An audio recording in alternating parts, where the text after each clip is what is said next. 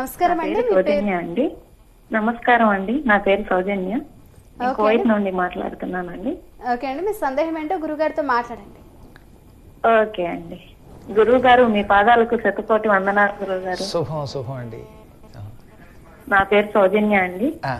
కార్యసిద్ధి కోసం ఎటువంటి మంత్రం స్మరించాలండి? చాలా మంచి ప్రశ్న సార్. హనుమంతునికి సంబంధించిన హనుమంతునికి సంబంధించిన ఒక మంత్రం ఉందండి. ఓం హరిమర్కటమర్కటాయ నమః. నేను ఇప్పుడు చెప్పాను కనుక దీన్ని మీరు జపం చేసుకోండి. మీరు ఏమనుకుంటే ఆ పని తీరుతుంది. ఇది హనుమంతుని యొక్క ద్వాదశాక్షరి మంత్రం, హనుమద్వాదశాక్షరి మంత్రం, 12 అక్షరాల మంత్రం. ఓం హరిమర్కటమర్కటాయ నమః. ఓం హరిమర్కటమర్కటాయ నమః. ఈ మంత్రం ఎంత గొప్పదంటే దీనిని 40 రోజులు జపం చేసిన వాడు ఎందుకు పనికిరాడు అనుకున్నవాడు వాడు మంచి ఉద్యోగం చేసుకుంటున్నాడు. 40 రోజులు నేను చెప్పినట్టు జపం చేసుకుని ఒక ఆయన సొంతిల్లు సంపాదించాడు.